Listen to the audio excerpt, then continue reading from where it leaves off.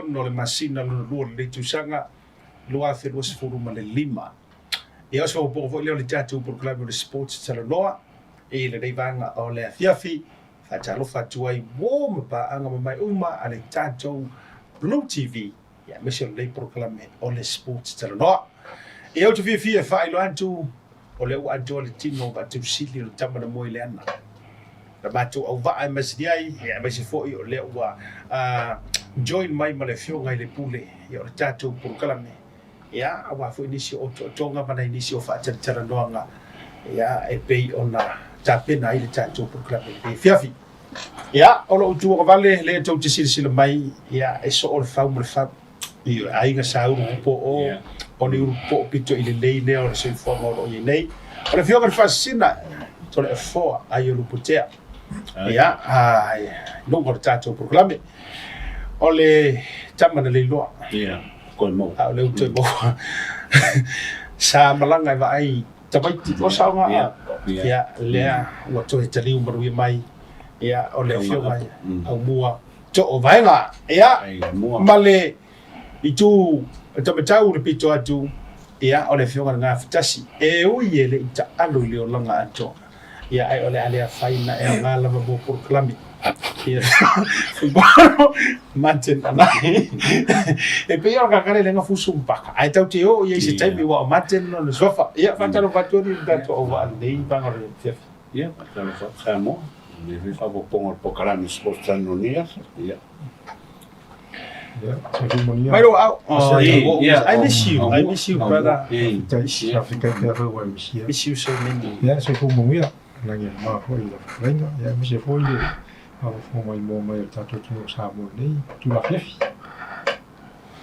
ya maro se fo manuia lo sunga de polisi de tato o nanga ya le tau sa taimi fo le fiaf ke se mo fi kala rauri o ko ifai ya o la ori ele va solanke fa malo ku ile pa ia malo samo lo fa penga mai mo mengi kula le la fiafi ya ka lo fa ku ko va se koalo se fu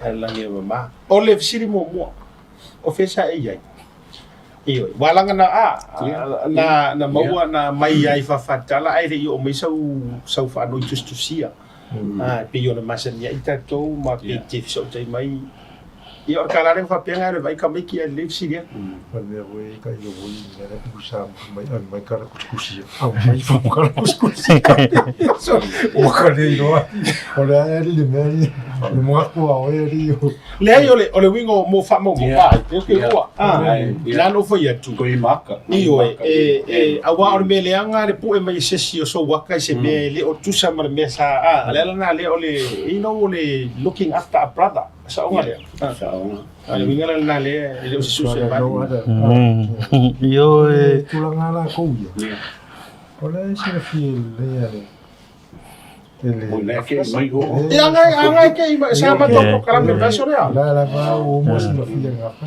le bu se me fa lo ko ya o no la o no den ka ka le ya ole la va so fo sa mo ole la vela ko ni ko ka lo mo ole la vela ole lu hamio ole lu faia ai le yo mai ole port le al tato por kalame io e se le ai uyo le ia la faina wa mai la ia fa na uma le ni si le inga sa ole la ma ke mo wi pa pa kako e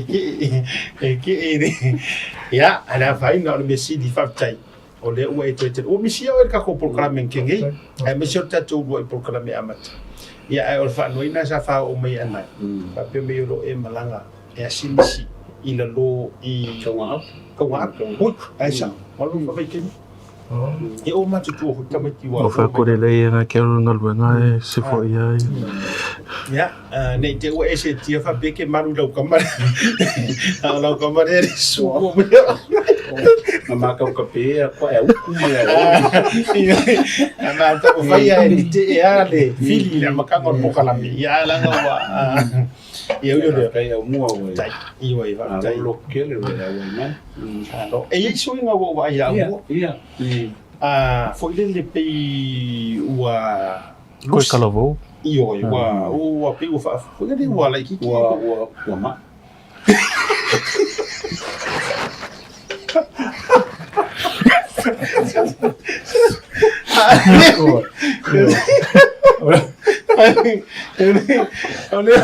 o le mea leo ke kaupopole ai tore afua o anga sakaringa I vaveao o I leo ke kaupopole na ngā konga aua ke aua la o le maunga lea tamani aua le maunga lea o e kara anga o le maunga lea mo whanongonongo Nela, Se whenga se kalarola. Ngore la vemo ka ai sau. Nga lo ko ba ai ko. Iyo, maso. Waro gym. Yeah. O le mo sa mo. Si ka ma. Mo le silfio le sunga de dipule. O le ua umala tu sanga le waru man de tu sanga. Ua sa vadi lo tu sanga de gym. O le tu ba ye isi swing te. Mere le loko le angari o muere mawhainga pe se Wa misi le lipo kia kama kai fo mai sa play lu e winga su fo maroinga o le fiunga le kaftas Ele nei wala e ye fo mai o kai o mo Kio su fo mai Pupi le fo Ale mai kura ka ale yo Ale kura ale yo Ma kwa fefe a vai fo mai Io, ai fa che kai na fa lo leo lo me ai o tau sisi lava ia tole fo tu langa le lei o vai ainga o ue fa vai mai runga o tulunga fa I tu spaia o lo oli le li o lo malo sili so ia ulai ai mal fakina ia oli la mama ai le sini langa ele o fa pe ele o fa mai na kusi fa ia a me oli ma kamo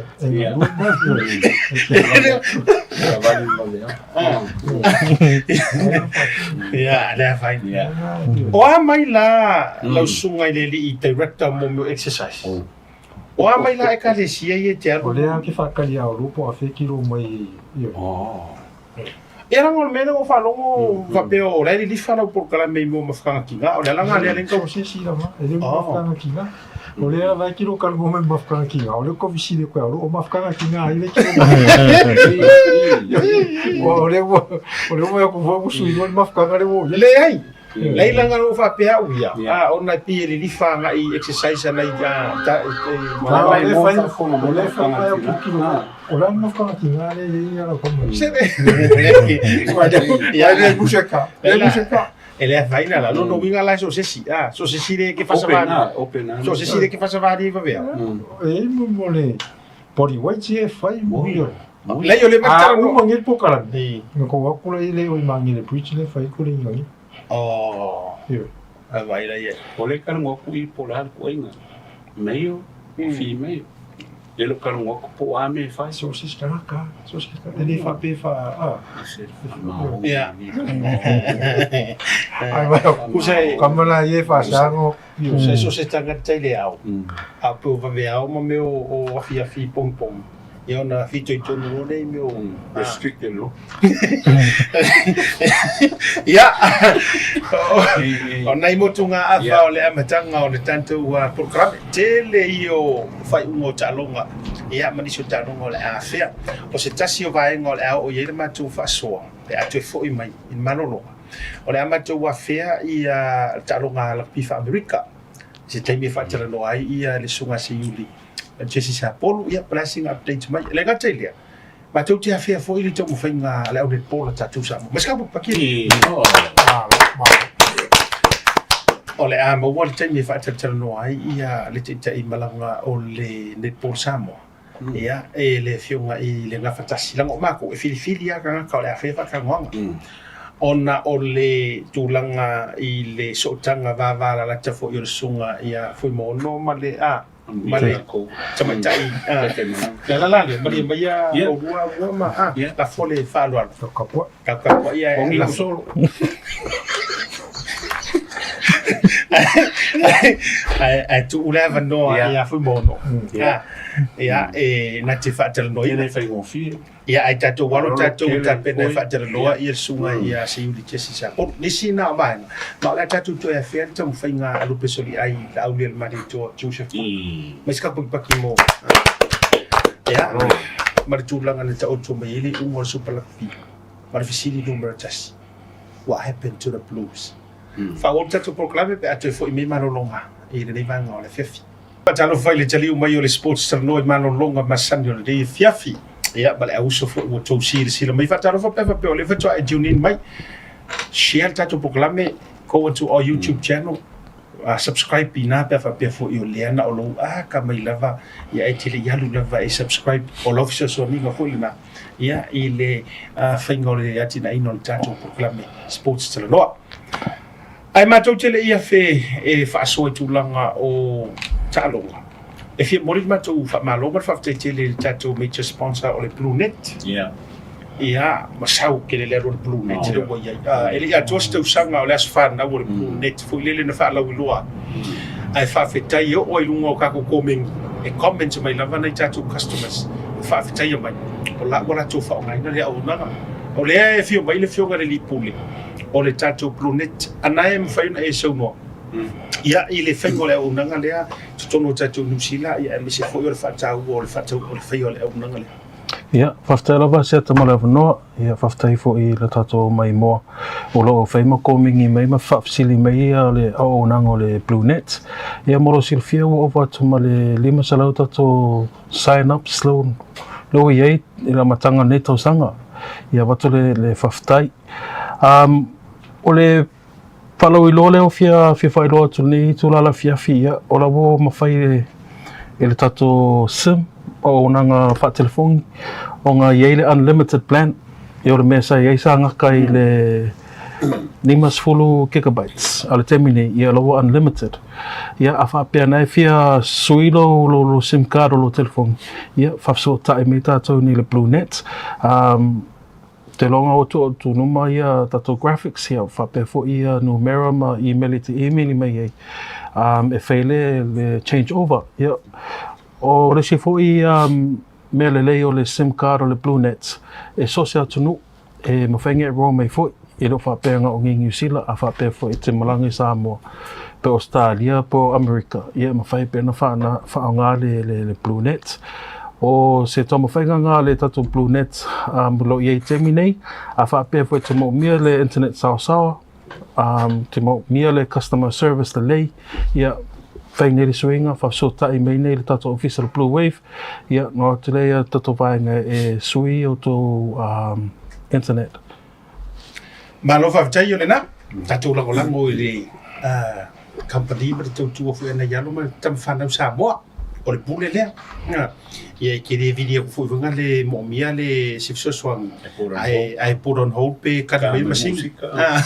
E te video mai la va le talia tu na talia tu ni so la finga wenga. Ia e watu fu.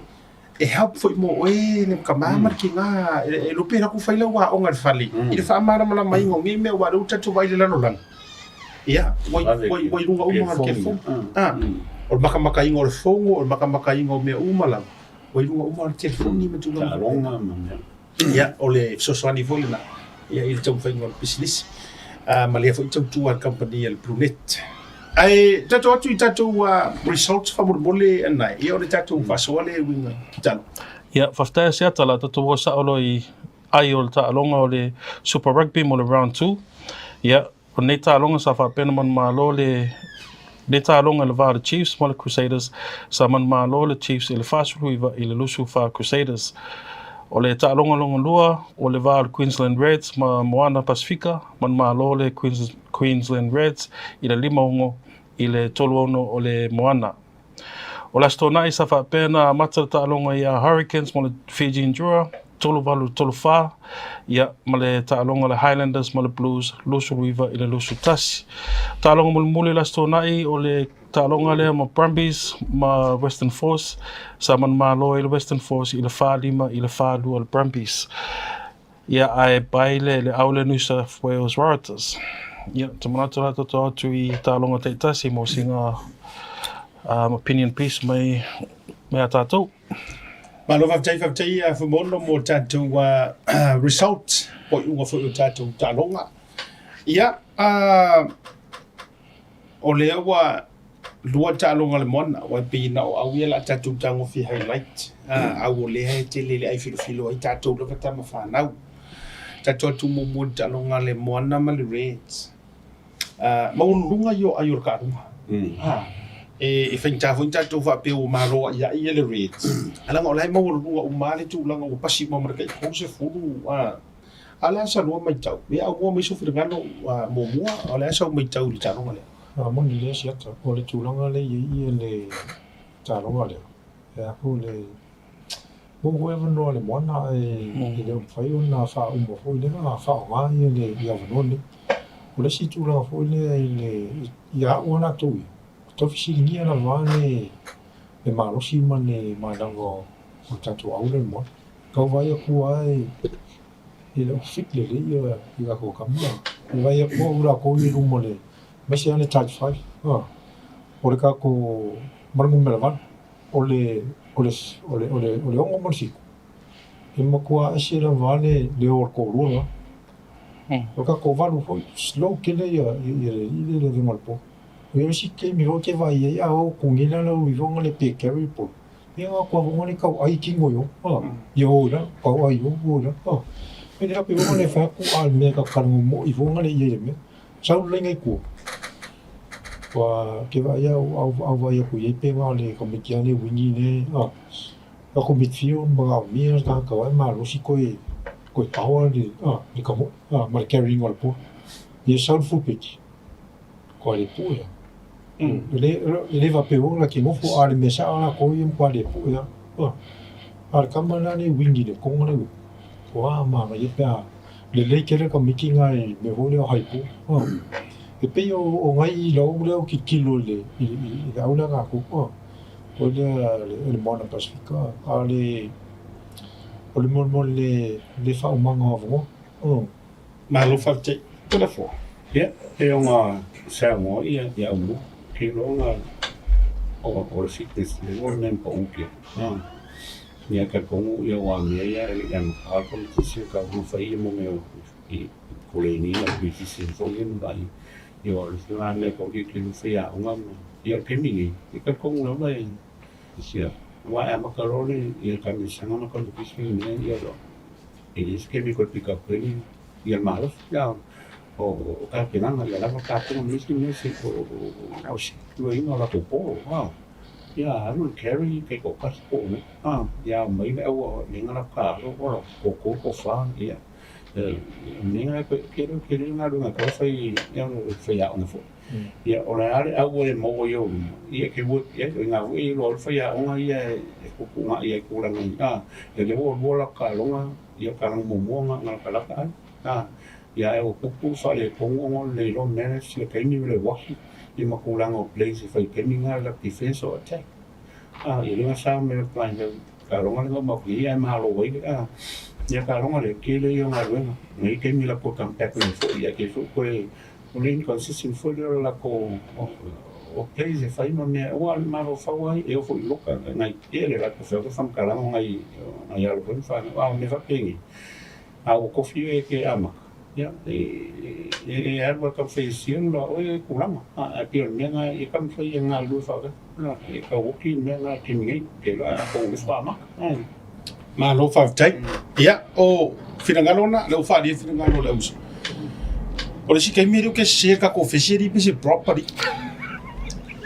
so le o ki ngoi o fesini o ye ge ye ri makua fa sanga i ruma fa sanga i ku au ka fa me si au ka e wala nga tilo e ya decisions manga kiki fo i nga ko sai ia sikoa ia pe na fat ko pena ia ala ile sunga le fia o ma falongo ia nai vai nga fo i tawona i swinga mo le fo i season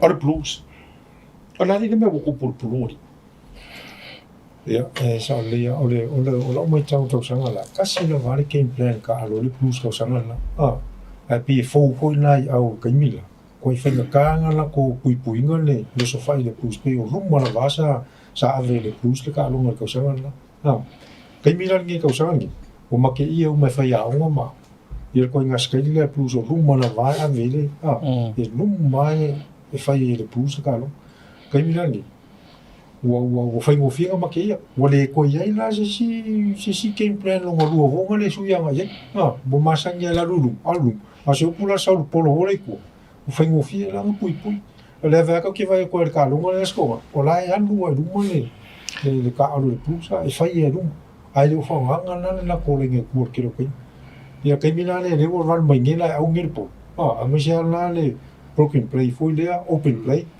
e makua o faika foi le Blues ga puipui e la o ia ga kilokilo kui ai le kausaga nge le Blues ua make ia le lako kalo kausaga e ua ko male 15 players of Blues nga shutdown le Highlanders e langolango e lo kalanga le make ia vonga le they become predictable on the field. Oronga leanga foi le mele o le stick le kasi le game plan. Ele wole ko yela masisi ai ki mo fai pe o kai mi e mo ko mo le opposition le ko inga ka le pui. Le fo la so fingalo. Ele pa me mai ole consistent fai valua.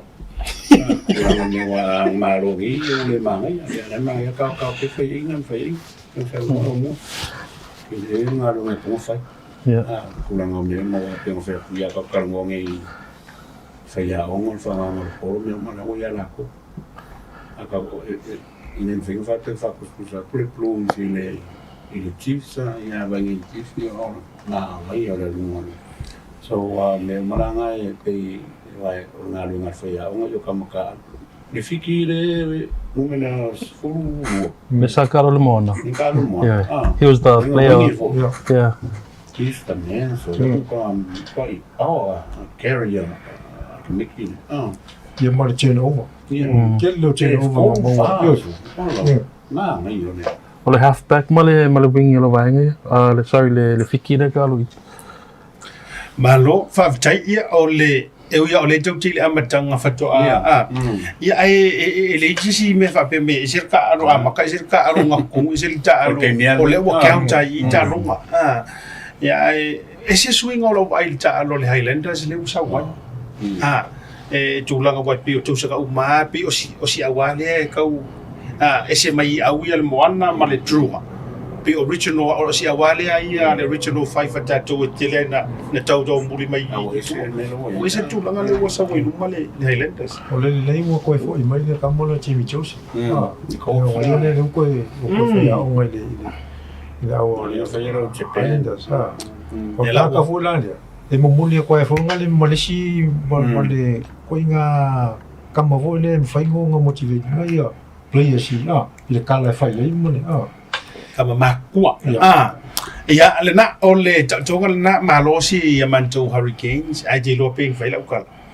o le tausangan pe la koe ka pua ile au le Reds langa le kalo si o nephew le hoka yes le tadi o si o kongi ia ona fo lo tapale ia mang o mo ila le ve mo ko pero ko fa ka maria ko pero ko fa ko fa mai so ya go se polo la capilla o la ako Wala ka ma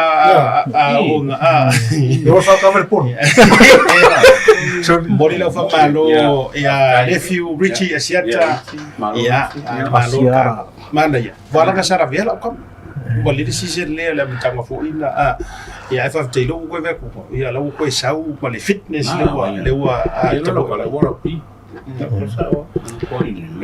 Au le dile, whanau New Zealand, kiwi la kom, ia ai whaftai, ia la uta alo ma losi mai le au le Reds, la au la le wo Reds wo ni tusan, iyo, kia rue lango le au si o nephew, ia ai ma le Moana Pacifica, tarsia fo ia favourite tato Moana Pacifica. Foi mai ai le Highlanders, sorry, Hurricanes ma draw. It was a really close game. I felt like Fiji was about to win. O le mea ngo momo o ia mangmalo ia fiki. Mo quite close al ka longa right to the last minute of that game. I'm seeing a lot of progress from Fiji every year, and I wish the same for Moana. Aka koko makamaka for ka longa Moana male Reds. So, in the first half, pe kolu pe fa Everett yellow card Samoa advantage for ya Moana, but fair kwa ele swing a scoreboard. The second half kailan ka alo Moana the 22 of the Reds. So hoping game 3 will be different for Moana Pacifica, because I think they're playing Highlanders in the weekend game, and hoping for Fiji draw as well. O Fiji ke le moni le aftas. Fiji ke le aula Fiji. Ora vai aula. Le ke le la ko fitness. Kau sanga le ke o ke va ku le la. O ngole la ko ke vai vai ka kini yo. Ka kini le hoka. Yeah. Pala po ale ar ke mi. Ole laki ale ngamano ai au ni le tuo. They just keep getting better and better. The other game on the Super Rugby that really got me on Saturday was the Chiefs and Crusaders. Yeah. You know, the Chiefs they caught the Crusaders on the back foot, find gaps between the defense. It became really hard for Crusaders to try and come back from that. Yeah, Jairola on Vanga Lewa, Tato Vayasalona Wall is Super. Yeah, Tasi, Jalilopo must start to draw the upcoming Saturday. Yeah, Sitemi fight all day, Tato Pukalamia, Filo Joya, Tato Talonga, Fatapina Bayi, as of Friday last tonight. Marmalo, yeah, Joseph Barker to low on a swafa. Yeah, Ele to Yoti Tamisangalua. Ele tangata o sofa fosse e swafa ia matini anai oi pakoli. Yeah. E ke kau masang ia pakoli kau loa o kamikingi. Ia wai mo ke mo aku pe ko le senga sa pakoli na. O kanga kai o winga e aku pose me ali ala ko e okay. Leo pa ko vai ngo sa nga moya sa mo foi mo fuso ela ko kanga e piro foi mo nga moya sa o tio lana me ko nga moya fa kai lu so ai ko uale ni wa nga malo ye pa ko ona ka se le fai ngol ka ko ka ke le kala ka kan fai e we ka ko se ping yo lo lami fa mai e mo foi ka me fa ko ka mai o ki mga mo ka Tio nga langin sa mo ka ko wai. O sole ka mai ke mai ku wa lo ko ka ka ka kia. Nga lova la jaya. E masangi le ka ma lo ya. Ole tu la wo lo fu so nga le a bo ma tatu wa to le forma nai. Ia langa le la u fa inga ngeila pa ko. Ai ele si ku ana fa pe nei ole ale tu langa tu mai e ke e se fu ka ai ola fisiria le va ku e tofio Yeah. e mo inga mai le di ia wa ole mo sa mai va pe fa fo mai en so wa a sa fa vai le asa masalo so lu va vai fa di tanga ta ano mis mis ngalo nai ka mai mo ile recent le ngare o fu so ma le fisiria seta wa u inga wa ka u mai la wa mai na ka Kausa ike honga le pisi set up le mele. O le mele o mai moi. A le mo ko ni ho ya ka ka le nga Le posi ko nga game plan fo mai fai ko nga ya. Ia nga che wala fo nga ya fai nga ya mo ko la no ko kama. Pero le o la nga ka u pole. Ai ngai fo ka pole nga kusala ka ko mo ka penganga a lu pisolia. Ai ano ko por fo gangi pesi apa kama ya ma ar sitting va ficar aqui o lega mo wile le fa mo o pisolia. Anai la so filinga. Well, ola wai vai le fusuanga could have went either way. If Joe Parker was to lose the fight, you know, it would have looked bad on him and it would have stopped him in his tryings for 2025. But I'm glad that he won. Yeah, o fa fsili foi le pele ale kulanga le alma fo anga ngale fuso itu po. Yeah, sa le lo sa nganga set sa level favor le, you know, ale asama salu. Yeah, I feel like and I believe that he purposely did it to dodge the fight so he can fight Usyk in May. I wala nga nai le o mau mana tuala toe le ka ko maki wa mo ya pelila maki ya pelila me to tasi de masina sauni na fusuanga o telo fusuanga na na pe e moa le fia ngau ye yo le ri Ele fa pe ambe ora vai mo lalo ya pak. Ai tu la ngofele ke o sau fa ngaka e paka rongo fia. Na e sero tanga te o filo ai ma champingi nga I ame. Ia o ha uma tu o pata tu o nei mea. Nika o maro. O me ta o fa tai le tau fai. Kai. Ia. E ko kere ka kai ula le o fuai moe lo ka ma pakauli. A Paulus ka ngaka. Pakauli made 1.3 million from this fight. New Zealand. He only lasted 5 minutes and 17 seconds. Ako ko ka ngofila vai le 5 minggu ke sufiku se kongi. Ya salau faiva. Valu 880 per minute. Ya o inka ke kongi ho penga se va ngare o drug dealers. Moya el million.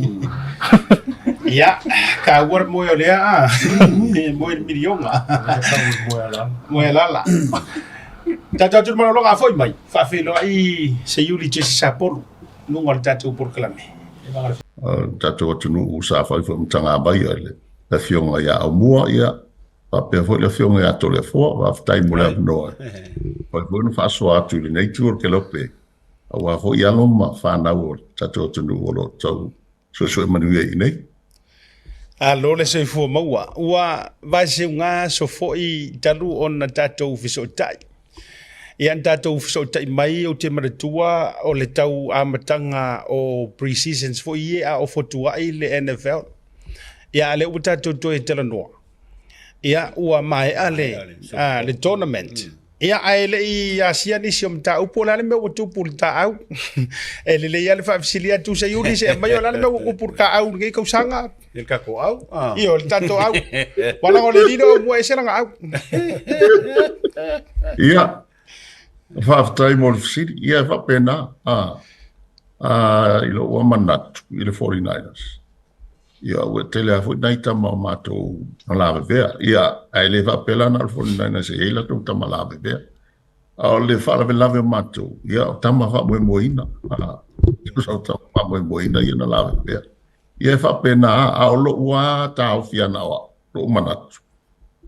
Ia, mataulia o lima nei tausanga o au ale 49ers I the semi-finals, e whaalua na au le finals. Ia, nā fo ia ilangona au muama.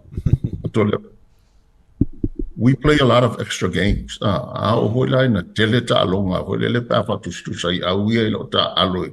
E so ngā fusi lea tausanga mlea tausanga. E ia le taimi e ta uwe whapalangi, at some point it'll catch up to you. Tu sala o la ua vai le na wa matana vai tino ta mai tira I fatua afa sisi ta te loa tu a hoile io lo una vai ia malanga o malo si mai fo fil tof e vai a fil tof na patua fo ina malo le anga I 49ers I tau sanga lente a le usa o champion ia fa penale a lungo ta longa e fa pena ia tau fai ai le tau sanga po le ale te me o ele malo sul 49ers Mano fa tai ia o se suiga tele le va ia tule nei tau sanga ai mai se foi pe onisi petitinga ia te lo matou ia nei e se foi ia tatou tu I America ia mai se o le fa tau tainga au e finanga loma manatu tangata o le au ilunga ai tatou amata mai la I le talonga le ale KCs ma le Eagle Philadelphia. O ayo au nei e lua sa tele ma le lifa I petitinga po le matematenga ia te o tau lava I Amerika e ono toe sweepy I le tausanga le nei. A o ani ona mafuanga wafua I ona finangalo tangata o le au le kaumalo.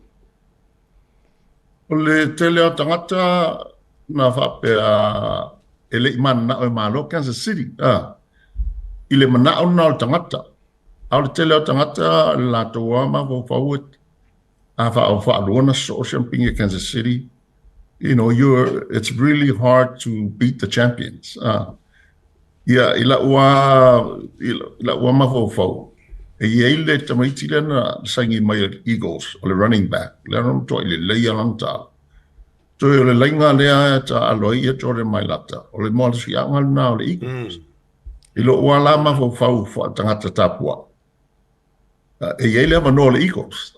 Ai fa loto lua hoi la lo manatu ona me tangata alo. You don't become a champion until you beat the champions. And o leu fa duana so. Au tangata fa tapua. O te musu e malo Kansas City le no. Lango matou hoi le si au le na so lua. Tu sala o le ola a break Kansas City le record wai le ia se au o so se tolu. Ia la wala na tap wa ifa lotu le anga hoi le fa tu a hoi le. Na so wale atu. Yo te musu e malo Kansas City because we want to be in the record books. Wa te malama fo. You know, records are made to be broken. Ia tap wa i hoi ia i hoi Jordan Mailata ono le tamai tatou mai nai Australia. Ia mas tamai fo le juju le hoi ta alo Kansas City le hoi na ma atu e. I New Zealand ma Australia le matou malanga. Ia pawa ia ia o lo wa fia i le feo lolo alo whana o le tatou tunu o le Polengsia. Le sata alo tono talo. Malofa tai ua ua Jordan Mailata. O le ale te le ai mai se le vave i o le tali mai o le successful o le swing o le tamalea. Anga i le mai le lakapi liki Santa alo ai anga i le lakapi Amerika. E mawhaina i tau sau noa mai malana ma le te le o lana fisosoaninga pe ona i tau sau noa ai i le manu malo ai le Eagles. Whamone mole. Tele le fisosoani o Jordan Mailata. Ona pelan tato mata le talo. E mo i o lena MVP le quarterback ale Eagles. Au lo wa manatu fatangata. O le lenga le defense le Eagles le na malo le Malo sa ole. O le mawhai le lenga le offense Kansas City and Talofa i tamikina. Ana to whaana. To whaala to ia na tausia le mele o le tuli. Tuli whaasolo a toa Mahomes, you know, i te table talo. O Jordan Mailata, ia lela o tato malama nei. I le mea laina te tele tonga tūlanga ia, i lumo lainga. Ia tu le o tato forwards i ngā lakapi. O le mtua i tā uai i nei Amerika, o le lei o tangata ia tā alo luma lainga. Ia wana o tu botofa alongo vo ia Patrick Mahomes. He's going to be the greatest o le kemerika ia. Le anta to wai na tuli a. Le anta tangata ola a le leia polo ka tangata ia luma e mai mautai. Ia we vai le vava mau ai na fai le ta alonga. Ia o Jordan la ma na ia non tino. So ma na ia la na athleticism. Why so Jordan no ka pivo i nai. Stadia. A peivo no tato Talanoa te mi umamai. Wa ye tu la fono fo yo fa popo nei. Wa ye matu meta o developmental squad. Le la was out Jordan no fo tau sanga male afa. But even at that, so le ole matua unheard of ale mele o fa Jordan. Never le sa o matua. Yeah. So lo Jordan no fo the developmental squad tau sanga male afa. Na ona I loa Jordan le ta alo ta longa. Matalona ali mai ia langa ability as an athlete. Ia tele me o le mawalunga, le leile ngā ioi, toi malos. Ia, o le kon karate le ia nei Jordan, 5 tausanga se lau milion. E uma le 5 tausanga nei, no peto sangi le si pa 4 tausanga se lau 5 milion. O le talamoni ia marfa maoni, tala le fa. E o avo ilo tangato no famo ma fo pe va pe I nei to ngatu pe. Pat o le tulanga na le wo yai o le mevola na fa malo si tuai. E su e mai na ia tatu tomati. Langa fa mo mengo le NFL. They want our sport of football to be a global sport. Tu sala e fia tele na e tomati mai le Wallabies level training. Le no o lo tu le camp le ma tu na fai. O Jordan Petaya. Ela o train. Yo, o lewa training e lela sa ungi alu track. Yes, he meant. Yo. Ia tatu tapua I fo I sialo tatu atu. Malofa vitai ona waita wala le alo lea. I wala ka kasile ka miki mangili. E mo ia sau mai le Wallabies. Al kamalo kamama ko mangele kamalo Jordan pa petaya. Ngai ngisi. Le mai New Zealand. Ia le jalo center pe second fo ia le awale ale Wallabies. Le tulanga le fa mo mo. Enti ma mo ni vai ngai ro fa fisilia ngai le. Se yuli faftai lava mole malam no. Malo fo se fo la sunga ia ma no. Na mato follow lava i le profile fo le mal tulanga ya Jordan. I le nga maka aku ma ia ma o ma ia kulanga le wo o mai ngai ma lo ia langa. Ka kongo o lo mai mo mai ko kele o kamaka aloa ia Samo. O ka kongo fo o ave ia ma ka iala. A wa pe mo sa o sa le ia. E o ke longa ma o fo ia Amerika ia le vai le vavenga. Nga pick up ni kam kike ma ka kongo fo o le ma fo fa Samo fo le ka ko e ele me le e manga o ia. O commitment, dedication me umalava, sacrifices me ia ka ulanga dream le. O le manga ia o le story ngai o le alo fo le o Samu. Ia le vai e ka kongo fo i mo kwai ka falonga fo ke le au kanga kai i lunga fo i social media ma la ko fam kalanga i o ko singa fa pe o i ngai alo fo Samu e sa o le sa ngo e la ko makua ia le vave ia o le vave nga pick up e Jordan wa le me ka uanga awai pola le lo kingo malo wa le lo commitment ma va le lo ma fau pe o la se tulanga vole sa ngo ma ia la so se le process fo pa fa pesca me ki le fa lo ngai ke pela o pe chai ngo lo o angi la sanga vo ia pa foi me fainga ngo aku ngi alo ngi o ngi sila po Australia pe sa foi me sa mo anga i ko lunga ile me le bo ye chole malako. Io, ia e pena e sauno a lo fiona to le fo. Ia pela petaia, o petaia, le o i sa o mena sa o Jordan. E sa o ai le o train in Florida, le o train le mena train in Jordan. Molona fa mo o ia sa o le NFL. Kasi nga pathway. Why ye le tula o development squad ma to le NFL. E ia le spot kasi e sefe le NFL. Motomaiti International. Kung NFL ia advertise palo. Pe fola tau sanga le at wele Rams ma le. Oile au le ta alo ma le Rams i Australia. Le vola pelo ia ole. O tele o ia ole seno ma ko Mexico. Ai le sena. La sorry. Ia. Ja. O pathway nga Tasi. E ele si pathway le ele tomati me Australia le ai fo yo. Ale matale ni mai Sydney le i le University of Utah. E for tamai tile o meals no o mai os full fit 2000. Le o sangi le University of Utah meals asiata. Sa vo mai Australia. Ia ma si tamai tile le o mai nei mo na matua e fo yo. O Lincoln Falafi o na matua o Zandervan ma Lorna. Falafi nei le o sa uni e amata nei tau sang fo ale wa amata ona o training ina ia o te mea amata le au wa i lor basic fundamental o le talonga io tamai tilane o i fo yo Lincoln ia e ono to se lau duas pupo e fatto a tolo na sfuono nei ate sema ia so o different pathways nga ia why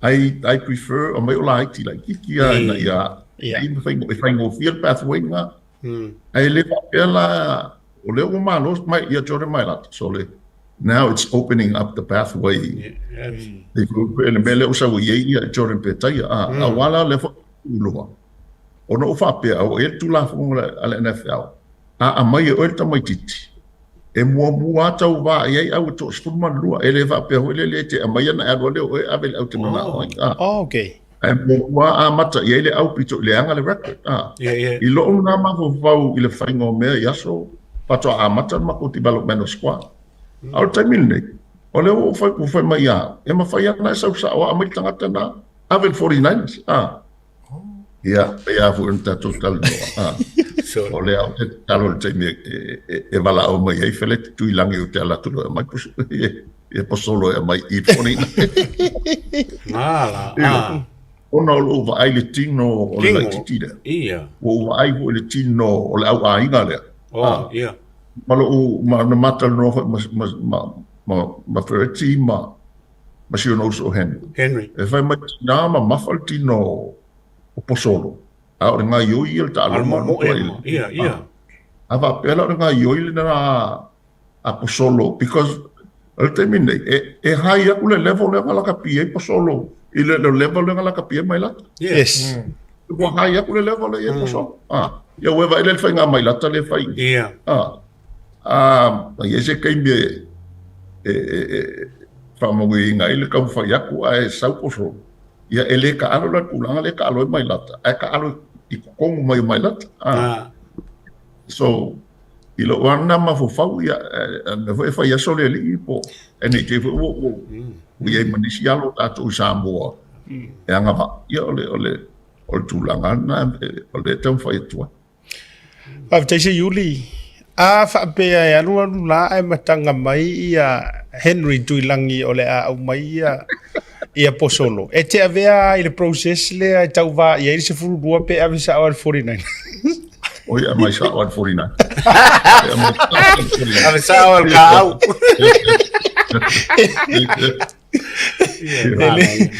ele to e u ia ni si me o te lofa se o tali lai mai an ele sa o ia Mala ia tau whainga foi a Miami wa e sau noina walanga mor sirfia le tunu. O le alo le sunga ia se yuli, lai tasi o whaia o ngā le. Ale au Miami, o le ase tūlanga lai le nei teimi walanga o le pe o vai roina lo ainga. I tūlanga o tālonga wa ia, mwhaina e sau no mai, o le ale akare o kupule a ele sa ponu family neo, o le ua ia I le coach a Miami, whaman mole. E whaingo fia au a Miami e se le tu e tā aloa. Tu sa foi le fato o pole ape a o te mila sa e ke o sa mai e mi su pole sa o tomato a le me mali la di se al siat tolu vai se tolu wa o umar season ya mata dia e ya le ke vole promote o ya bala au mai lolo o te I lontinala Talanoa o so fale fa mai ya se mato ai o le otolo mai Roman, o kolo mai Roman fa mai. O le au le interest ya, yo si ya. O ia ue. E la, ia me foi la mali e o koe. O e o foi uso Roman malon potting. Ma kwa I lu mai o lu foi ia. Ile au le alu, ia se o pa But I understand nga ho I ke mo mala ma o for me fa mo tu nga fata. It's a promotion for his career. So it would have taken me a long time process sai le me nga lo ma fo fa. Ya after ya ile tu na ma bala au mai I raso na te ala no fo mai.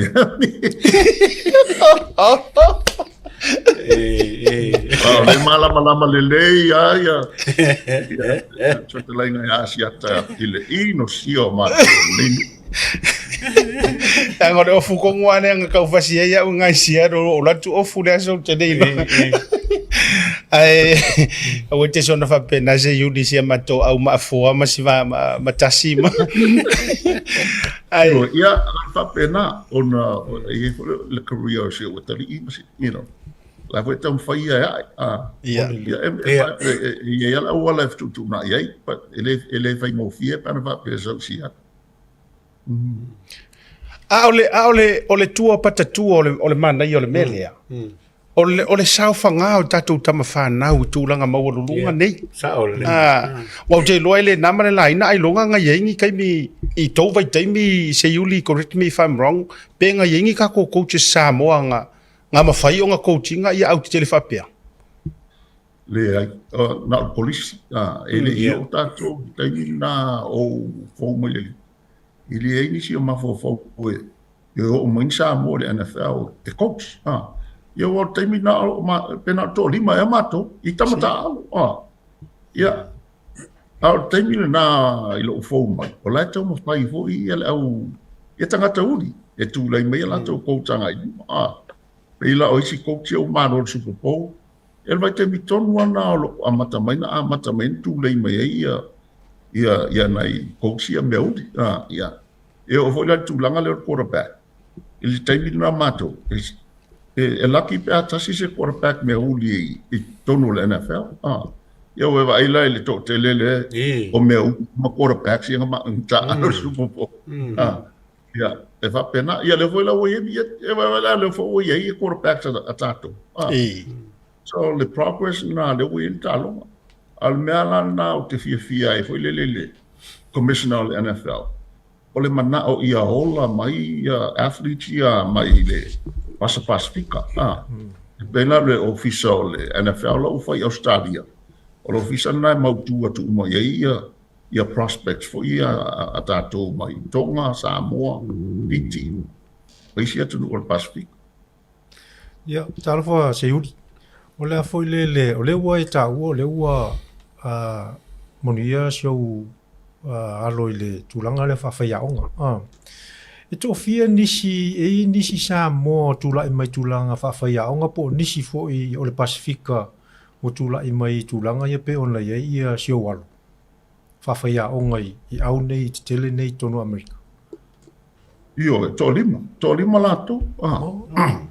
O le tangata pito e maulunga le iai nei, lena wa amatanga interview le head coach. O le afa mea uli o siona tina e sau mai a ua. Tenu o a ua i tutuila. O siona mea uli. O wiba. Tu sa wo o wiba i le tūlanga fo le wata o coordinator. Coordinator lai lalo tonu mai a o le silo. O le silo step o le head coach. Peila o lo otari. O lo otari ile ka o le position coach. Umot position coach ia tau whailo e lunga meta o coordinator mele ia wiwa. Ia o inae e mo manuia mai au nai te coachina. Ia o na e o lole i le whaiaonga sili o le head coach. Ia tutongi lao head coach o ia i nei ia. Ai losfu o tuku video ia i nei. O te ulai lo watali o le watu maua sau ngā luenga head coach. Saingi asa u whātau sanga no ule ko polele pe tuli oi. Ia wa. Ia whātau sanga ia atuli oi ia o seki ko wainga mama. Ia masiang whaangau me wapena. Ia o tūlanga na o polisi la, le university. Tele na polisi le o iai. Wei la head coach tātou i le level na le university pe o Ken New Matalolo. Ia ma Kalani Sitaki o New Matalolo Samoa.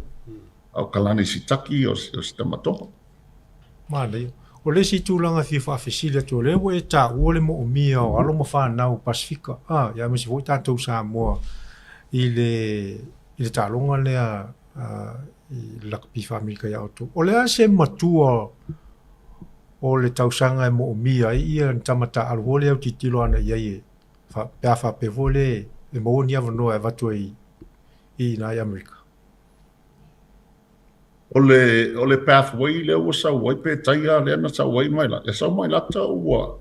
Luas full luon tau sa. Sa wa alu le Eagles training le Lako Developmental Squad. O pe taia pe u mai lusku Tasi le o sa wai. Le fela o sa wa sa wa i lunga le. I le NFL.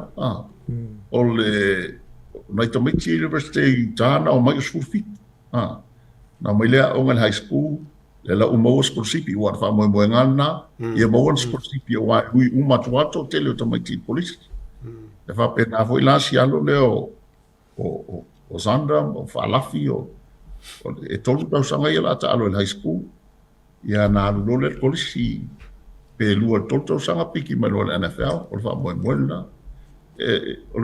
o matua na ia depends afo ile ability ali la fo mo ia pela o solo le o no mata ta longa na fa ia po solo o blacks o sorry ava pero mai oile matua ilo wa ma fo la wa imagination ko ki 100% the guarantee o mai ki ngai pe amo mal langa o o lo Talanoa nei o uso ia. Ale a sau sila iai. E ono, ia ke vai koe longa la ke ngā whakia ka longa le kaimingi. Ngā tole a fua e te iloe. Whaftai se uli. E lo whamaoni mal sao nā whamtalanga sau noa. Kai. Awa asiata. Asiata le leite le tūlanga hole lo le pisa mai tua. Ka wai pisa. Ka mai e vesi e ka no. Paai tangata mai tua. Aro le langa. Ewa i tūlanga whapena. Ewa e rovo e upora tunu e le siri ta i ta puai. Iyo. Whaptai o tato iai le vaenga wala mlam whai ufo li tato whasoa. O le whaafsili atu lau sunga se uli se update mai o tato a me se fuaga fo le Polynesian Football Hall of Fame tato ina Amerika. Ia me se fo ila o le tato vaenga fo ile inei o le Pacifica Hall of Fame. Ia se mwhaiona mai se update o nei vaenga ia whamolmoli. Patai, ua umana mātou nā whai ai anuari. So, ole ele mātou All-Star Game o tamaiti ma top players mai all over America, nā mai tā alo le mātou All-Star Game, nā e tā ole Polynesian Bowl. Ia, nā whai ele ole ainga nā pe to awhi lua se lau tangata. E ana ai ngai legends ia tā alo ha professor, ia ma isi ko in tā alo ha polisi. Ia o le tina langa na whai ia Januari fo. Na o mai ele group mai New Zealand. Ia nei si vaenga le hostinga le Pacifica Rugby Hall of Fame. Ia pevo na tausi le fia ia no o watu ele workshop na whai ina ia mawhai o na sua se avanoa no voice se tangata Pacifica i lunga o le poa o le New Zealand Rugby. Le nano o la tuai whai lau tala i Eden Park. Ia. Le hoi lana na mawaile manoa e masani e manai. Nā tangata o le New Zealand Board. Ona e tā ua tele ia tātou. A le o tātou e ana tātou. Ia. E whai ngofi ana bātua hoi le pasau ngā ratu. Ngofi ana aku tātou ia aku mana nā. Ia ue vai ua leva on ta alo mai jo na lom ta alo mai ia le ho ari abele sabele o ari sabele o number 1 i le lakapi le te to tele tato mo le man Samoa ai me shele au le iwa Tasi na amata mai na sau tato. We have to honor our own, because if we don't, nobody's going to honor us. Ale me la o le fa mo nga pile o le honoring ai tato the media will listen to it. Yes. Pola tau whai nā. Aba ai mai lai whai ai tātou mea mwhai. Isa ina ia i loa le media, e ata ia ele o ana inga o tau. E mai sa whole World Rugby. O me whai nā mo tau e o maute i loa. Ele o fia le World Rugby. I le mea la tātou whai o le Pacifica Rugby Hall of Fame. Sa ole. Malo whawtai tele o le e whaafonga tu fo inisi o tō manu. Ia, ele fo itu o le tārongo le lakapi. E whawtai fo i lau whaamaite. I mea le lei ma le moe mana tunatu. E au mai i nei se fuafuanga whapena. O le aloa ia. E aloa ia e tātou. Ia, o na le aile o se alofanga. Ia i la tau o le whaamaru tele o tāronga. E te tau e fo i ona lo loo mai la tau te langolango ina le whaamoe matulanga whapena. Ia, ona ole avanoa fo i manu fo i lo taimi o ani fuafuanga whai u ole nei. Ia, ame se fo ole fito ambata le nei tausanga. What's next now? Le umai ele NFL, ma le Super Bowl. O ani si tūlanga o ta oto mai ei por kalame ale lakapi wha Amerika i naere maro tele? Ia, o le ia aperila. Ia, le whai lol mea mātou hule e ta o le draft. Le piki eita mai ti mai korisi o ana i le NFL. Yo tamaiti le na MVP polisi atoa i nei le na watu fo i le Hall of Fame. Le na ta alo matou ta alo ngai aso le high school. E ta umena i nei o le Heisman Trophy winner. Ia, le na latu wai fo i ta mo ea pa u i lunga malai na upasi college tamaiti. Alai ta mo ea tu o mo na se vai tostoso se vai tukua fo i. Al watu wa sulu i le lainga skoa. Ia, lau te mafau o ita, o iso. ala veal ta maiti lea, because he's projected to sign for $60 million. Io, a masaila le ligament, yeah, wa le manuia, ono le me vole le ua, yeah, whaingata na whai ta maiti ta isfuru fitu sfuru oi lusfuru tasi lusfuru tau sanga, whai tete, you know, o le me vole nai, e la foi esi fia o muama mtole fo, o le me vole nasa ta wa masania o te mino ta aloe, ila o manat, o loa ko ke la kapi, ila paka o ke aloa o la kapi, ai te ua o loa te mino ta aloe 49, le ai o lo tino la tupel na, o le alo fia la kapi, vo ia tanga, tamol matu au lotu, sa ia isu sunga, ma eni, ile mwhanu la kapi, le nga mai le vai, ele memo, so it's a discipline, vo le, you have to be disciplined with. Ia na whai vo matu combine, whai na ia mati, ia na o lo tuai le, apeli la il tolu aso i le Pacific Rugby Hall of Fame. Ia no toi fo tu ele mako tua hoi lea e koe su mai dita mai tiri siata ia uni le o te ala tua ia sa ia New Zealand sa Moana Fiji. E whai alta tō ngā ruanga. Ia mo alesi mea ata le tō anga e whai ngā ruanga ia. Ma vero ta matua. Maram na malea le o di ia ngai o uso o matu fo. Pasta tele se Ia wa tama ia te wa ia la ue Hong Kong ma wa nga ka ua va pe malanga mai a fe mai ka ko. Tu langa ke fa so ai fo ia wa fo ia va ai fo fa nga ma to va va ni alo fo men fa na tam fa na sa mo ngi. Ya ukilan ya. Tu langa le ai me se la va ia ko nga sai sala po a vole ia makauli fo ia vai va pega ia ingi ka me ke makamuli va pe e o ku ia va pe ele a nga ula poke a ku ku mana ka manga ku langa le mai lata mala ko nga o ka maka nga ka manga yo ia a o ilo wala fo va ia tu na mai umashala to a inga talo nga le na o mata vo ia to fale o tamalo ia tau te whawhata ia le atua i siaro sa. Wan me foi le tau te pole ai, ia apa pe iai, ona tele whawso songa i ne. Yes. Tele wha, mai a foi e whasei nai tamai tia tātou, ona, you know, o ma foi nei lo tala foi le a tātou wa Samoa. Tele on mau fe, vātua hoi le, tamsonang au le whawhonga anga tātou. You know, manuia lo tamai tia, ai leo tele o whātua. Samo o palangi saule le kampangi saule you know e fai mo fia na ngalo ta mai titi wala na mai uma company nei ona lanta alo no mala so you have to take care of what's important first fia am faftai fai mo fia vo le atu fafu ona ta fai nga a mai lata e foi la sta mai tonga le to lua le foi wa mai le equals wa for you o leiken bakalaki bakalaki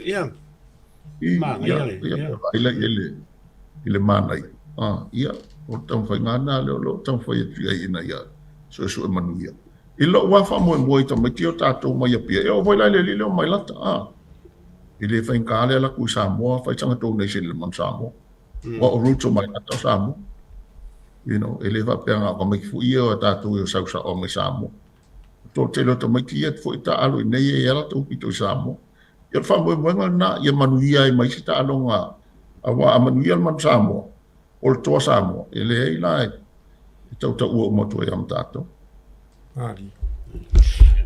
malo fa'avitai tele lau sunga se yuli fa'avitai lu taimi me se foi ia o le avanoa tau o umfai o le tatou fa'asoai o le naunau te inga lava foi lea ona o le whetu ato ia e foi le tatou proclaim sports Talanoa ia le ala leo matou vave a patou foi ia se ita patou le tata se saunoanga ma se finengalo foi ia fa'amanino mai ia fa'avitai o le fa'amatou fa'avitai e tau tele fa'amavai o lo loto le fa mau popoina o alo me tama fana ule tunu ia walanga o me fa penge ke le loku pe ma faitau milionga e tanga te mana o ana o ia marona loto I fali e le fia fa soa ma fa tele ai ta wala usau no nga fo nei wata walunga I le tama ainga o mau le sunga jore mai la tawo te lola mafuta mai mo mai fo ina yona ainga mana yona matuai I au se talia fia fo ilungo tatu proklami ia uti lo fo o se fautuanga sili le wa au mai ina ia tau tatala vai le mafua anga tonu ia mamanuia o le tua wa maua ia walanga isa o ilo so no o tatu e au le ini mea le fo inisi aina ona maua mea ia ona lilo le utumo ai ali utuma ia matulanga fa pena ai fa tai o lo ia lausunga manisi o tamali ia e fai mataula ia ila tau e soli muri vai awa ia manuia ia o atina ino taleni ia fa tai tele lo taimi o le ato mo se sta to so tainga ia mana ia fo ia pe nei tau sanga tai mau nai masina ma e sumai ia ini so update ia ai la foto lava no fai ule so noanga ma muri o fanga tatu fa ma vai lo sunga ia fa tai atu ilo talenga siata ia mai se fo ia tamari o tato tunu la fiona ia mua ma to le fo ia paftai o le fo la o nau fo ia o ti New Zealand tato feila tato ta fam tato no ai mana o mia tele so sani na a to le fo ma mua i se nai tamati ia nai te no sila fi awai tele o tamati e la kapi o ia la po tele tino they can only go up to a certain level.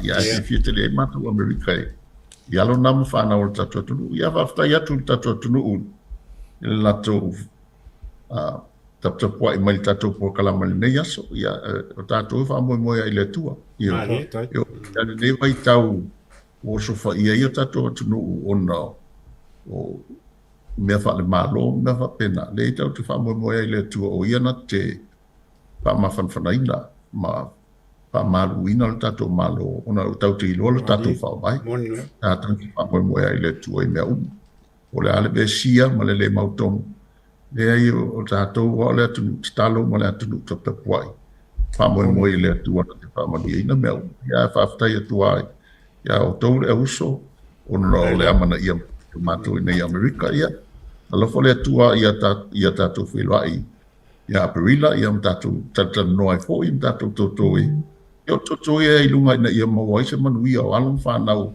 o Samoa wa tato rumana ia whaftai tulap. Lo whaftai ia a matou lo whanga fo ia mo lausunga ia wau te loa o se au fo i lea a le siaru ia o lena tau whiolono le nei tau sanga pena silia Moni saura ai tatou whiro ai alofa te lea tu manuia tau mango le fia lausunga se yuli ia whaftai uso tato whiroa i a perila ia o le whaatatalanoanga le nā ma le fo i tamali o le tatou atunu ia i tūlanga o laka pifa Amerika he's the champion champion ka malo se yuli le mali to Jesse Sapon tatatu marologa foi mai o le alo le sunga le falolo por fiona ngaftasi ile la whaatatalanoanga ma le teitai malanga o le tatou au Netball se tatou tuku samo Justin Sam or gaming with friends, BluNet has you covered. With lightning fast speeds, no data caps, and engaged customer support, we're here to keep you connected. Plus, our flexible plans mean you only pay for what you need. Experience the difference with BluNet. Sunga le te malanga, whaftai le li o whasopo melo tō soifua, le lātou le ea, le lātou le ala, lātou le vasa. I le tō waa lo tau me ngā tai. Ia, mārora soifua fulau, mārora soifua maua. Mo le tala ngang whaftai, i lo tala. Ia, te mātou fo i la whaafale tā tarangoanga, nā tā whaima tā tarangoa i le nganga whaperitania. Whaafing whieri a le whisili matali. Just, you know, let's say tamai trophy, ne trophy lo tough. It's not a small trophy. Uwhaafia ngengo usa mo le trophy lo. This is our first time winning. It's the 5th series. Yeah. Or the annual tournament of Australia. And this is the first time that Samoa have been able to bring the trophy home. Not only is the first time that Samoa's been able to bring the trophy home, but also back-to-back wins. Back-to-back wins, undefeated, every game, and every game we win, and knowing it was a hard game, we treated every game as as it was a final. We wanted to win every game, and just malo lava to our team for having that support for each other. How does it feel to win the Pacific Oz Sports Netball Series with an undefeated record, and what does this victory mean for Samoa netball? I think we're all still processing it. It's surreal, the amount of work that has gone in behind the scenes, just to get our team there. Nobody needs to know that. Sometimes we feel like we're sitting ducks, the ducks floating nicely, but they don't see the feet under getting all that work. But what this now means for us is we're in contention for the Commonwealth Games to qualify. We came in ranked 18th in the world, but we've beat Fiji, who are ranked 14th, Scotland ranked 10th, and Tonga ranked 8th. So that means our ranking, which will be released 1st of March, will definitely improve, and we need to get to the top 12 to be invited to the Commonwealth Games, which are next year. But this also means re-engagement with our Samoan community, re-engagement for some of our players who have decided to leave, and trying to get them to come back and represent Samoa. Did you feel like going into this series, this competition, did you have the right squad, the right team? We went in, I believe we went in quietly confident that we had a strong team, but in saying that, it's a strong team on paper. It's another thing to have, some great names on there, but to bring them together and see how they work together, we only had 3 days. Yep. We had 3 days to do that. So whilst we were confident, we still knew that there was a lot of work to do. I didn't see any injuries. Well, we didn't see it from our point, but were there injuries that that made you kind of concerned that the performance of it?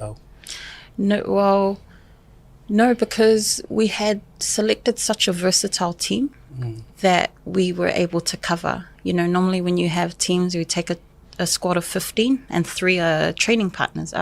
This time we took a strong team of 14. All 14 could take the court. We did have a couple of injuries towards the end, but as I said, because we had strong players who were versatile, we were able to shift it around and continue to maintain that high level of performance that took us to that win. What do you think were the key factors that contributed to the team's success throughout this tournament? A big one would have to be the new cultural environment that we were working towards building. The connections that we were making, and listening to our athletes, ensuring they felt supported. This was the first year I believe we took a well-being manager, and even just having that person there to allow our players to know if there is anything, whether it's netball related or not, that they had someone to speak to that that wasn't part of the Samoan community, so that they felt they were supported, because effectively we have our job to do, and our job is to be able to enable our athletes to perform, because that's their job. Their job is to perform and win the games for us. So it was really creating connections so that we were feeling like we were supporting each other, and just created a family environment. The final against Scotland was a tough match. What was the game plan, and how did the team manage to secure the win? But before you answer that question, what teams did you feel like it would be a difficult game? We knew Tonga would always be a difficult game, because not only has Tonga won it 4 years in a row, but that rivalry that we've always had. But it's a good competitive rivalry. Tonga always have a great crowd out there. But every game we went in knowing it was going to be a hard game. Fiji was ranked on top of us. They had players that have been playing together for a while. Even PNG, and even though you might look at the score and think, but you won by this much, every game was hard. Yep. And you don't really look at the score. Every game was hard, and our players fought to the end. But Scotland were a very fit team. Mm. And given that Scotland was the final team that you guys played against, how was the mental preparation there? Well, we really focused on just ourselves. And that was the message that we gave to our girls. Focus on our own game. Focus on what what are your positive attributes? What are your abilities? And don't worry too much about, that player that the goal shoot for Scotland, because she's super tall. Yeah. But okay, well, what can we do? What are we good at? How will we do this? So it was really about creating that more positive approach to put a game plan in place that we knew we could execute. Coach Natalie Matthews highlighted the importance of squad depth. How did rotating all 14 players impact the team's performance? We're really lucky to have a strong set of 14 players, and I think it was the versatility of their skill set which it allowed for these different combinations, and that meant we could effectively change our game structure whilst maintaining that high level of performance, and it forced the opposition to have to readapt. And you could see when we would make changes on court, there were like 5 different rotations happening at the same time. We would only do the one if we could see it was because the player was tired. But when we did changes, we went for 5, 6 different changes happening. Yep. And we knew that would really confuse our opposition. Now they had to change how they were playing, whereas our girls had already adapted. They had already known how the different players play. We had 2 shooters who were both holding shooters, but both play very differently. So when we can see the team is adapting to the opposition, we change it up, keep them guessing. And that's what that squad depth allowed us to do, to have these different combinations that, again, it was how we executed all our wins. It was like keeping them on the back foot. Yeah, always keeping them on the back foot, and also trusting the ability of the girls on court. And that's one thing I really loved about our new coach, Natalie. She trusted the players. If they made a mistake, she wasn't pulling them off. She told them, sort it out. You sort it out on court. You talk to each other. She gave them that opportunity. Another thing that really resonated with me, how she spoke to them about dumping it. You do a mistake, you dump it. And sometimes it might require a physical action so that it leaves you mentally. She said for her, because she was a previous athlete and rep for Samoa, she would wipe the court.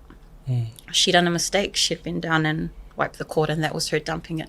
After she spoke about that, the next game I saw a couple of players do that, and it did. It's funny how mentally you don't realize how much a small mistake can play on an athlete, but I saw some of our girls adapt to that, and just each game we were really improving. And that's where the mental well-being checks in, right? Definitely. You have to look after your players off court and look after them mentally, because it needs to be a holistic approach. I see that a lot of the girls before Lingame, they play overseas. From Talanoa, can you talk about more about the team, like where they came from? And I noticed that, did we have one of the tallest players in the comp or no? I'm not sure if we had one of the tallest. I know we have tall players, but I mean, I'm 5'8", and obviously I'm short compared to a lot of the players there, so they all look tall to me. There's one photo where is it our wrong. shooter? Yeah. With Toa. Yeah, I saw that. Toa is tall, but I know there are taller players. Yeah. Is she one of the tallest on our... She may be. But they're all... The PNG girls, though, are a smaller bunch, and that's what I said, that you can't underestimate any team. And we went in and we can see how much shorter the PNG team are, but they are ruthless. Agile. Yeah. They can jump. They can jump, they can move. So again, it's about we adapt our game to them, and sometimes they were underestimated, where you think they're not going to get a rebound, and these girls can jump. Yeah. Ole mange mere wo ka kalunganga in a sense that as a team Samoa we're able to use all of our Samoan athletes. Doesn't matter which country they're from, whether they're from the homeland, the motherland, or whether they're from Australia or New Zealand. But I think the truth is that sometimes our athletes back home, they lack height. They also lack opportunities. Lai moe I kamawhanga wia ngofui fafu. And netball and games like basketball and softball and the rugby as well, we're able to utilize these athletes. Laso mga ko ile mea lea ko moto leo le loto Tasi mo Samoa. Well, that's the phrase now we coined before we left, and I had put it to the team about it's one Samoa. Everyone is someone. Whether you're from, Australia, New Zealand, Samoa, Loto Tasi mo Samoa is connecting us all, saying one heart for Samoa, but also we're everyone, connecting us all. And we did try to get that out, but I think it's something that will continue because, like you said, it doesn't matter where you're from, where it's your pride in you for representing. And I can say that these players were all there for Samoa. Samoa was their first choice to represent. Yeah, okay. Ile funding and more international matches are needed for Samoa to qualify for the Commonwealth Games. How can Samoa netball overcome these challenges, which seems to be not just Samoa netball, but also other sports in Samoa? Yeah, like you said, it's all sports in Samoa, and I guess in Samoa some of the barriers are we're a small country. I think our population is about 200,000. So with all our sports, we're all trying to reach out to the same organizations. Sponsorship. We do need to create more partnerships, but we need to broaden that and look around outside of Samoa as well. So, this is an opportunity for, if we have any organizations in Samoa, outside of Samoa, who are looking to get with us to support us, we get in contact. We'd love to see how we can work, how we can collaborate to get our girls to just more competition and further development for our local players too, so that we can improve and increase our local participation. Not just rugby. I mean, look, you guys have just won a competition, and it's a quite big competition as well. So just going on to what Justine was saying, if you're a business owner or an organization that has a lot of cash, throw some here.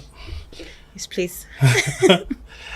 What was the most memorable moment for you during the tournament, both on and off the court? I think off court on our, maybe on the second or third day we were there, we every day we would get together and have like a kind of team bonding, go through how we're feeling. But on one of our first days, we had a connection piece where we all had to either bring something or talk to something that meant something to you. I think why that was memorable for me was it not only created a vulnerability, but you got to see players, everyone, it was players and management, but we got to see people for who they are, aside from why we were there. And it also showed me, why some of our athletes might play the way they do, or why they are, you perceive them actually as a person, not there as just an athlete to perform. I think creating those vulnerabilities connected us more and made us actually really want to support each other. So you guys really embrace the diversity of each individual player to bring out the results. Yeah, definitely. And I think that was a big thing moving forward as to why we were successful, because we respected each other. We already respected each other, but it brought on another level of respect. There were players there that were missing their families, players there who we had their families had flown from, one player, her parents had flown from New Zealand, our first time they'd flown in 30 years. So just knowing that and understanding that, our coach really listened to those things. Players missing their families back home, their children, realizing what they had given up to be here. And so ensuring that we listened to that and we fully supported them and let them, what do you need? Do you need time off? Just making sure we're listening to everyone. Commonwealth 2026. How well placed are you guys? Well, currently we're ranked 18th, but that ranking should change after the wins that we've had against Fiji, Tonga and Scotland, and also because we beat Scotland twice, so that's 2 wins over a team ranked 10th. And I think it's 1st of September, I believe, they'll announce the top 6 who are confirmed. And then we have until I think it's either the 31st of January, I believe, to get into the remaining. So that leaves 6 remaining spots. Right. So 1st of March, they'll announce our current ranking following these games, and then we'll know where we're placed. And it means we need to play teams who are ranked above us to try and get into that top 12 spot. Ile kulanga la le ile World Cup mai si competitions maurulunga kua. Do you guys sometimes like reach out to top Samoan players who play for Australia and New Zealand? I know we have, but not as much as we could do. The other thing too is there is a lot of, well, as you know, it can affect their contracts. New Zealand have different laws with Australia, so it makes it harder for us to get a player from New Zealand. If they play a tournament for us, that effectively makes them an import player, and their club might have a process that says we can only have one like import. Rugby. Yeah. Okay. So if we had a player who was really keen and then she double checked with her club and it meant that she would become an import, even though she does live and play in New Zealand. So it does, I guess those are some of the barriers we face, but se game masangi ngā koe ia kengi kua ia le New Zealand Silver Ferns like Maria Tutaya or Bernice Mene to help with any clinics for netball? No, but also we haven't done that engagement with them. I know Maria Tutaya was in Samoa maybe last year or the year before. We had heard, but we didn't reach out. And I think that's something, again, that we are working on and starting to engage with these players, previous players, to invite them. We have had some that have come across, but again, it depends on the relationship that we've had, and we just need to be a bit more forthcoming with reaching out to players and inviting them to come and assist, especially if we find out they're in Samoa. Because I know that when these players do come, I have heard that they've gone out to schools probably through their family connections. But as an association, we probably need to get better at that, at reaching out to these players and getting them to come and share. Codes. I mean, we just saw recently with Jairo Pataya. I think he was at Marisi, St. Joseph's, and also a lot of the rugby players who play in the Super Rugby Pacific competition. Every time they're home, they're either helping out a school or a club. But it'd be nice to see the same thing for netball. Well, that's pretty much it. I just want to say thank you so much, Justine, for making time today. I know that you fly out tomorrow with the team. I want to say thank you, and also congratulations again. Any last words, or you want to give a shout out to someone? You can look directly at that camera. No, I just want to say thank you again to Australian government and Netball Australia for this tournament where we can showcase our talents. I want to thank our president, Bistan Umisimi, for putting her trust in us to put this team forward. And then especially to our families and our supporters all over Samoa, but who supported us to be able to leave for 10 days. I know I was having my daughter crying every day. So Pele, shout out to you. I'm coming home tomorrow. She's been counting down the sleeps. But yeah, to our supporters in Samoa and all over the world, we can't wait to bring you more. Ia, o le nasa tau whaafonga i le whaatatalonga, a le whionga i a whumono, ma le suwata mai te malanga i a Justine Samu. Ia, au te role fwy sa tātou tau mai tau atu le tūlanga le whaatatalonga to le forma au mua.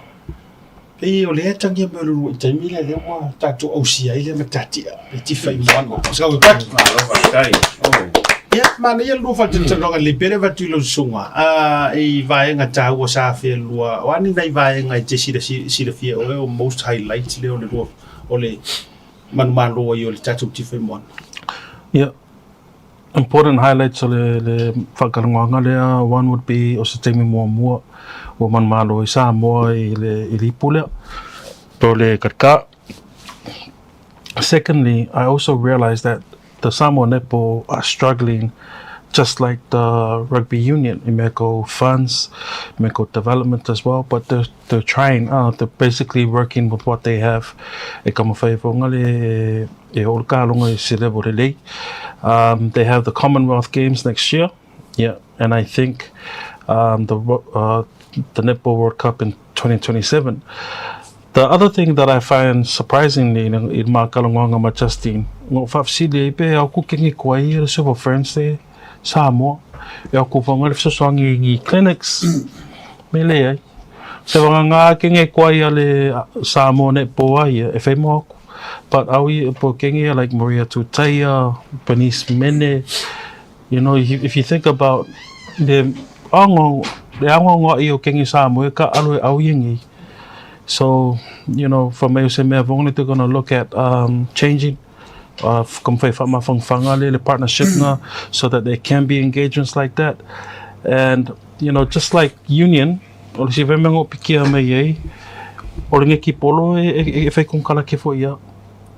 for me,